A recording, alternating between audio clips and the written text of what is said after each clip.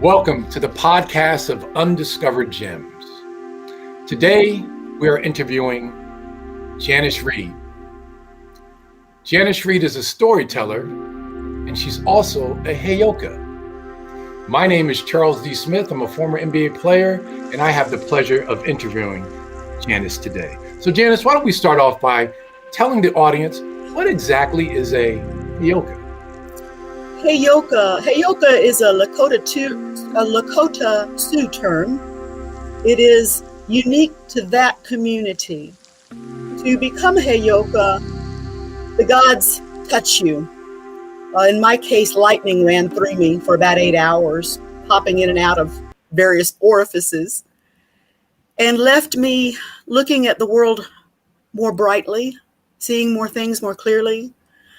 I didn't know what had happened to me. I'd had a storm party when the storm came up, but when the storm happened and it started shooting bolts and balls of lightning into my house and into my body, my party cleared the house pretty fast. I was left with a poet and a Vietnam veteran. After about 20 minutes, the poet had to bring the veteran out. He was having flashbacks. And at 8 o'clock the next morning, he was back to my front door and knocked to see if I was alive. He looked at my face and he said, "My God, you've been in battle." I had no idea what he was talking about, but he shined. Everything glowed. And a couple of weeks later, I was with a friend of mine out in the plains of western Oklahoma. When a little truck pulled up next to mine, we were literally in the plains. We're in the middle of nowhere in an ancient Indian bar on Indian land. And a little guy hops out of his truck, makes eye contact with me about 300 yards away, outside to inside, walked straight up to me in the building and said, "Hey, I just come to tell you, you're not crazy. You're heyoka." I don't know how you're going to manage it, but that's what it is. You're not crazy. And he turned around and he looked at all the Indians behind me who were all drinking their Sunday morning beers. And he said, "What do you think? Hey, hey." And they all raised their beers up at me and said, "Hey, hey, hey." And they all laughed and cheered. And he gave me a little turquoise. He said, "I might need to keep cool.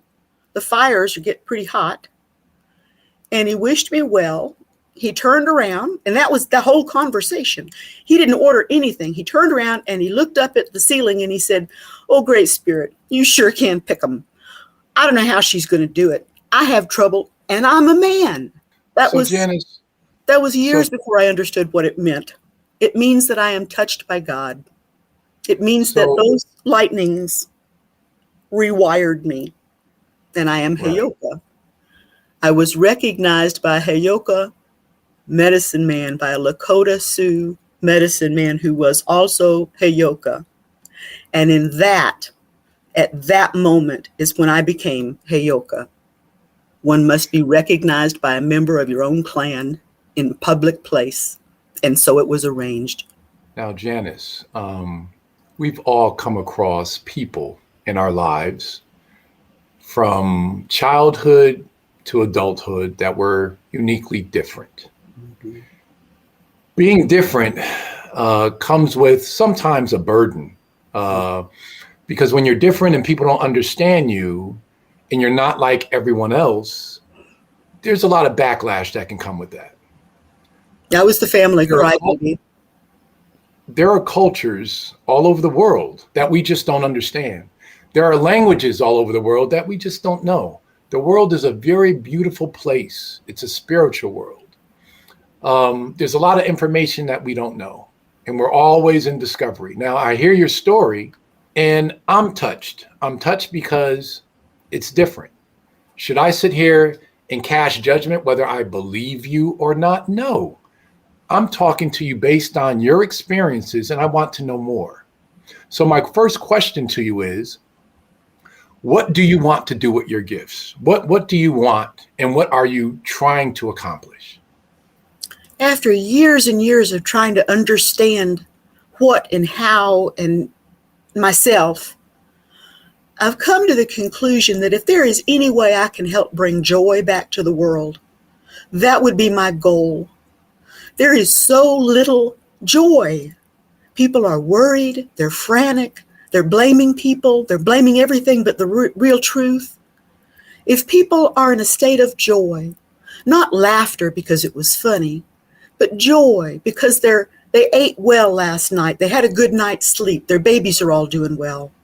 When a person lives in a state of joy, he and she make better decisions, more loving decisions. They care more about their neighbors. They're allowed to relax into a situation and deal with that, as opposed to being afraid, feeling like they have to blame someone, like some violent thing has to happen to get a thing to change. It's really, love really does rule the world. That's why the rule of the world is so crazy right now. There's so little love going on around it. Sure. Janis, you talk about bringing joy to the world. When you meet with a client and you're in your initial discussions with them, what are you probing for? Are you trying to figure out what you're trying to solve for them? Do you want them to leave with a little bit more joy in their heart and a positive attitude? How does that work? How do you deal with your clients? Originally, I tried to be the role of a psychic and was eventually summarily told that that was my opinion. And it hurt my feelings really a lot. So the way that I operate now is I tend to ask people, we make an appointment and I come up with and they write down their issues. I ask them to write it down on something concrete, like the wall or a tablecloth or the back of their hand. Not a video or an electronic thing that screws with me, but to just write it down and forget about it. When our appointment time comes, I say, hello, how you doing? Are you ready? And I start telling them their story. At that point, I don't know what they wrote down. I don't know if they're trying to buy a car, have a child, or move to Europe.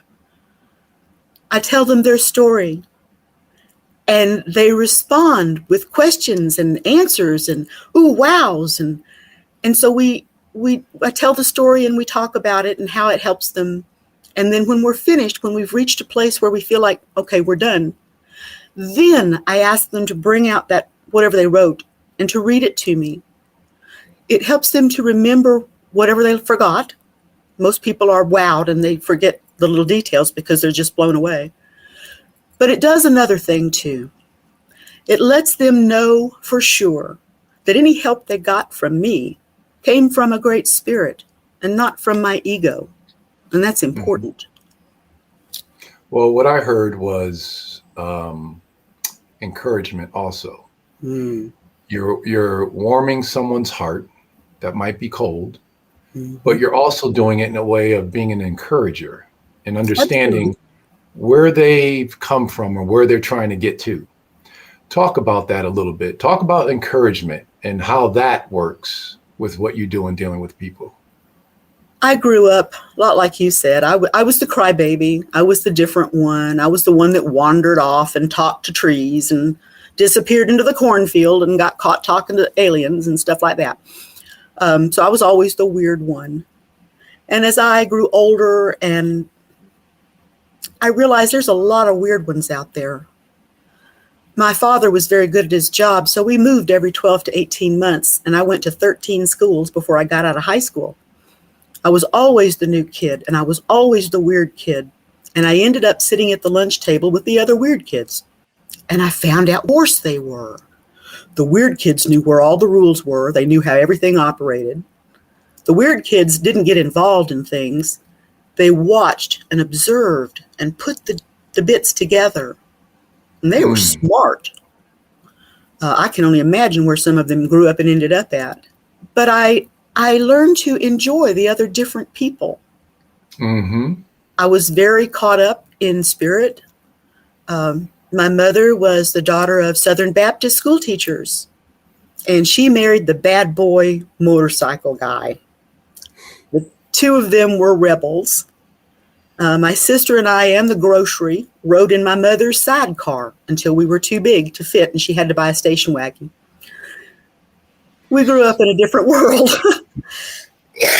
Excuse me. Sure.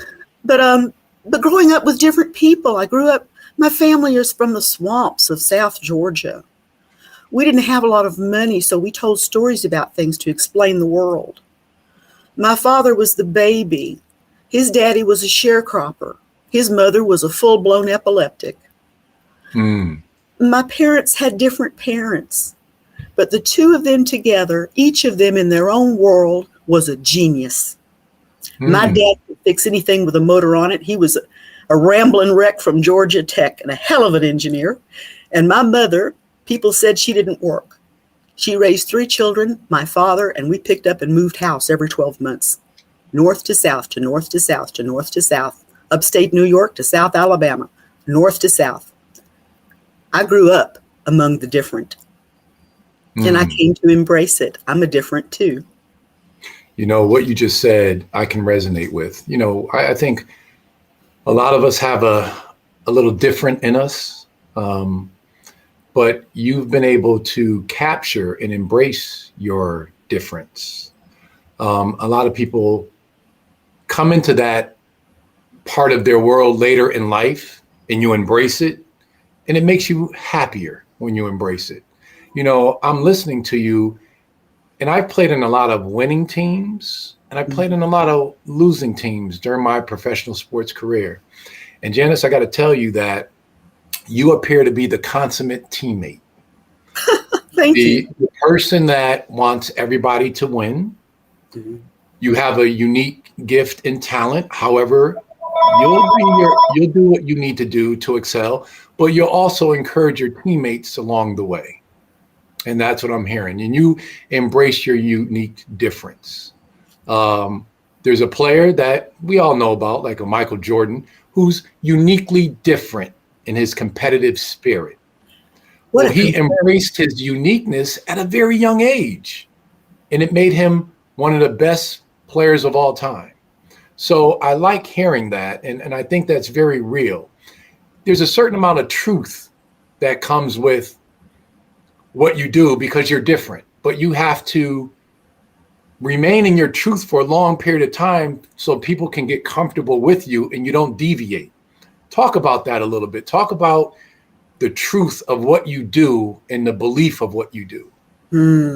I tend to hit people on the subtle level. As a psychic, you tell people what they want to know. I don't even know what they want. I don't even care what they want to know.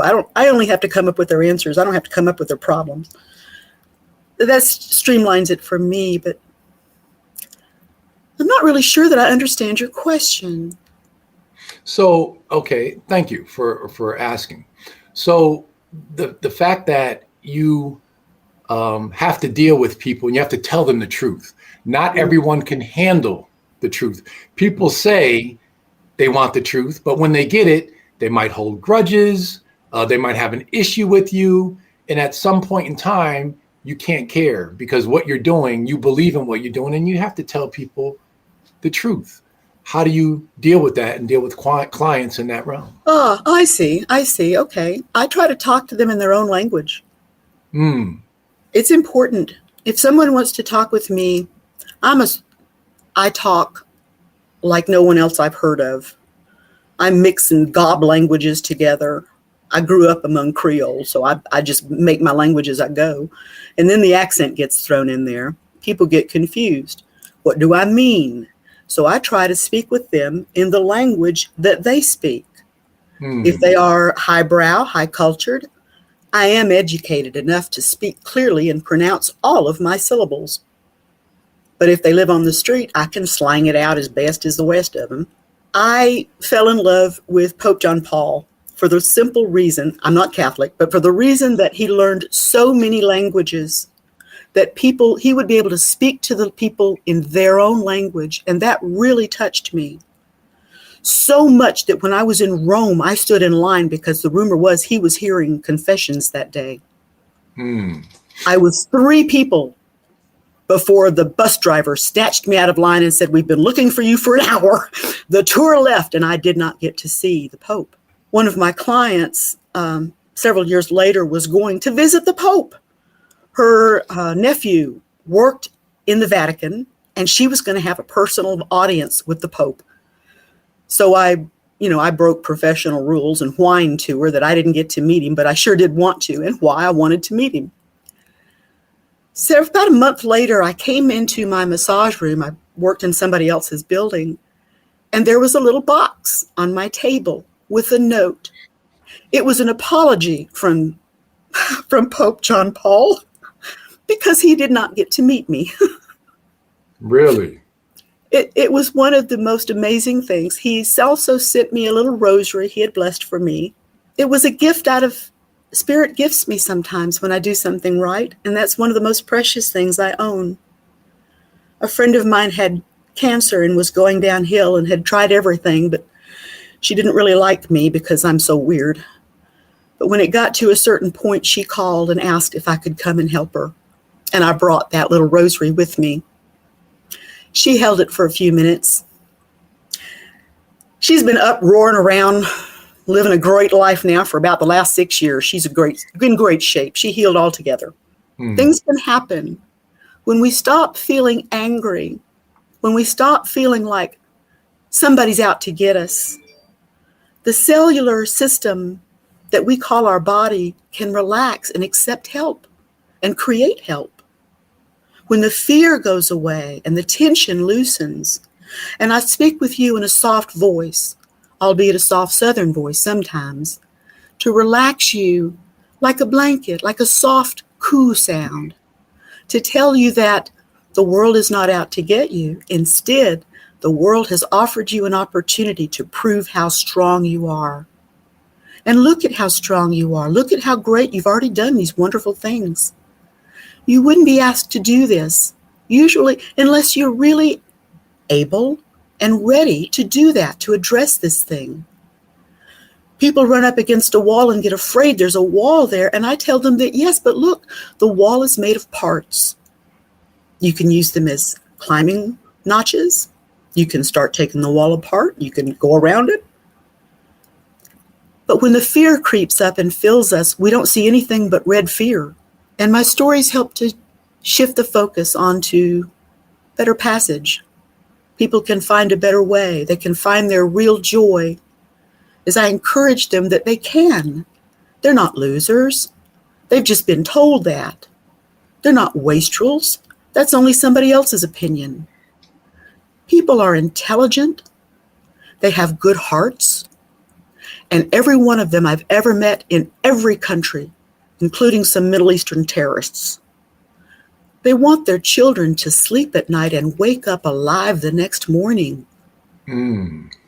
We all want a good night's sleep after a fine meal. We want health. We want clean water to drink and some air that we can breathe without having to filter it. Rather than find the fear that divides us, I hope to bring joy to people, to remind us that we are family. You and I, Charles, we're cousins. It's easy to take care of family. So when we think of each other as cousins, we're just family. We don't have to push somebody off because they're different. Right. They're not different. They're just one of those cousins you haven't met until lately. You know, you just said something, Janis, about, you said quite a few things I did. that resonate with me and hopefully with our audience. Everybody around the world pretty much wants the same thing. They want a better life for themselves. They want a better life for their families. And they pursue it in different ways to make it happen. And I'm thinking more of a positive way. It all gets kind of jumbled up when cross-culturally you try to communicate and go after the same things because everybody does it differently. But we all want the same thing. All the people that you talk to, the things that you said about fear creeps in. And it can be debilitating for others and for people who deal with fear, they might deal with it fear versus faith. Now, people will say that you are a psychic, and I'm going back to saying that might be weird to most, but a lot of people believe in psychics. So my question after all of that, Janis, is at what point in time did you have a battle in your life that you had to overcome, that you dealt with fear? wanting to pursue life and move forward, that it became debilitating and you had to come to grips with that and get on the other side. Can you share with us a story like that in your life? I will. This is one that's going to hit a lot of women. I married him anyway. And not only that, but after we divorced, damn it, I married him again. There was a mission that he and I had to complete. There was something we had to do. And I hated it, and he hated me, and he nearly killed me. But there was a mission I had to do. And so I stayed because the thing had to be completed, and I didn't know what it was.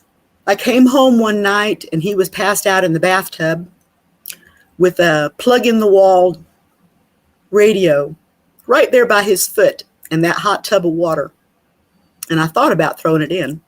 It was that bad. The military police had suggested they take care of him for me. It was that bad. But as I sat there and looked at him, his face morphed. His face morphed into a young girl, and she was in terrible shape. Her body was almost dead, thrown into a pile of dirty hay, muck. She was dying in childbirth. And a man's foot came over and just kicked shit all over her and said she was worthless anyway and walked off. And I realized that that had been my foot, that sometime in some previous existence, conditions were that I owned that little girl and I mistreated her something terrible. In this lifetime, that little girl grew up to be a great big man, and that great big man married a little bitty woman. And he got even without even realizing it. When I saw that I was the cause of our trouble, I begged forgiveness. That man had thrown the value of his soul on the line. This is totally out of body, out his soul on the line to see if I could improve my relationship with God and with love, and he did. Eventually, we did divorce, and that saved both our lives and our kids. But dealing with the horror, all I knew was that it was something I had to go through. It was important. But when I saw the root cause of the trouble, then it's gone. I have no more anger towards that man. I feel bad that he had to do that to me. It changed my entire perspective. And it probably was a great deal, gave a great deal to me doing what I do now today. If I can see the beauty in that monster, then there's beauty in monsters. And monsters need to be, they need to be told they're beautiful so that they're not monsters anymore. We need to love our monsters so that they're not afraid of being loved anymore. Well, and I'm sure the way you started answering that, you said it would resonate with women. Probably a lot of men too. Yes, because my question is to you, loving a monster, but loving a monster to the detriment of abuse or not abuse? That was a personal choice for me. I've told a lot of women to just run like hell and don't look back. One of my clients, she wanted to stay with her husband. Her husband and her son, her daddy had raised the boy to treat mama like she was just the pot washer and the doormat. She loved her family. She didn't want to leave them, but they were really bringing her down. It took about 4 years until one day she came up to me and said, "Guess what? My son made me coffee this morning and my husband told me he loved me." They had changed the way they responded to her because of the way she began responding to them. She didn't have to change them. She changed herself. And in that we have power. Free will, it's called. Free will. You don't have to pay for it with anything but your life. So, Janis, we have your email listed below on our screen, running across the screen. If someone were to call you and they were in trouble, Or let me ask you this way. Why do people call you? What types of calls do you receive? All sorts of calls. Generally, they're good, juicy questions. Mm-hmm. I have asked Spirit not to send me those people that say, will I ever find a boyfriend? I got too much going on to do that. So I work with things, the medical issues, life calls. Very often I'll bring back some past life histories or a series of histories for the person I'm working with so that they can understand the sequence of events that brought them to where they're at. Mm-hmm. When a person understands how they got there, it tends to dawn on them how they need to get out of it. And I encourage that. People Mm-hmm. need to find their own truth and not be listening to what other people tell them their truth is. So I encourage them to listen to that still small voice inside of them that the rest of the world wants so much to quash.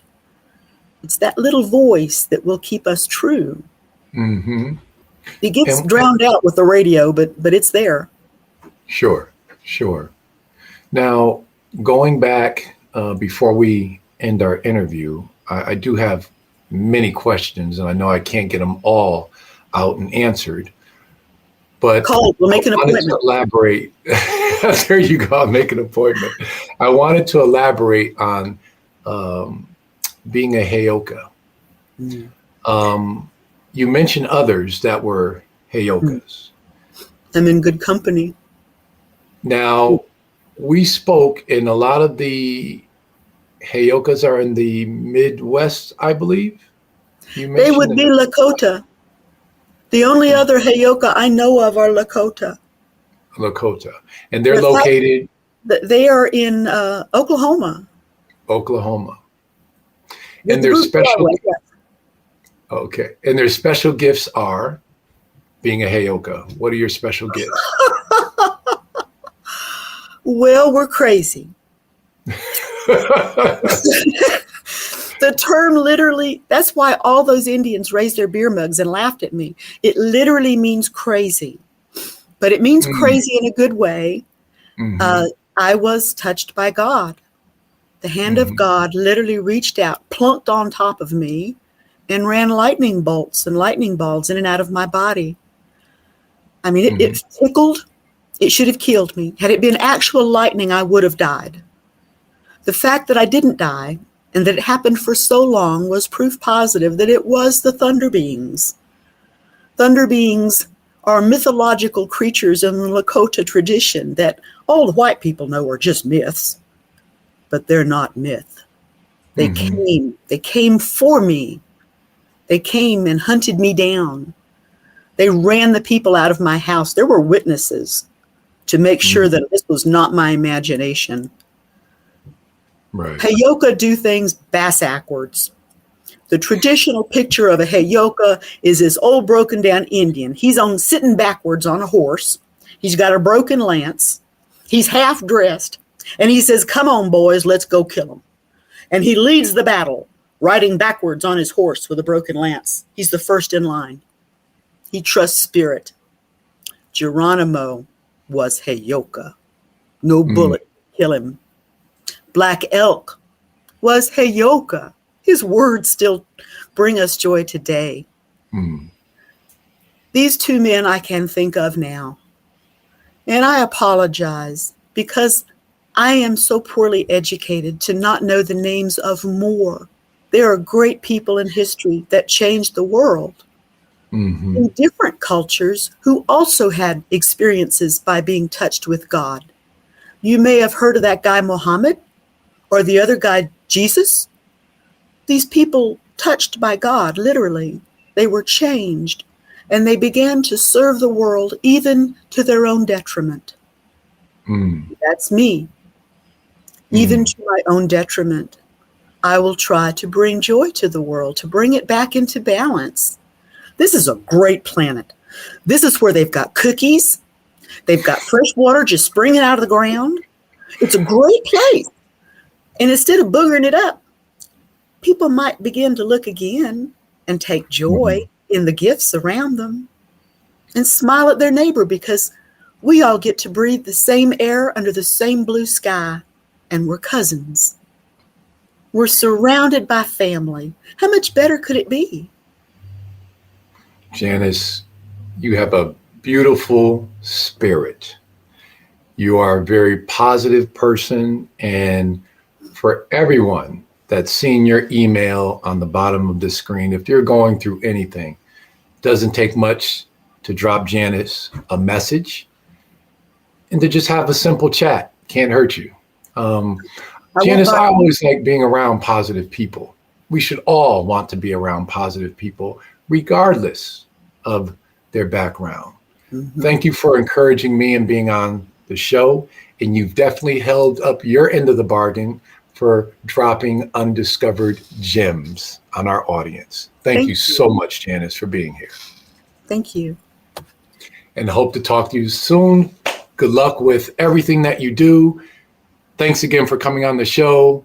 I'll expect to hear your call pretty soon. We'll make an appointment. I might do that. Okay. Do that. I'll throw in one for you just for goodies. Thank you. Okay. Take care. Bye. Thanks so much. Bye-bye.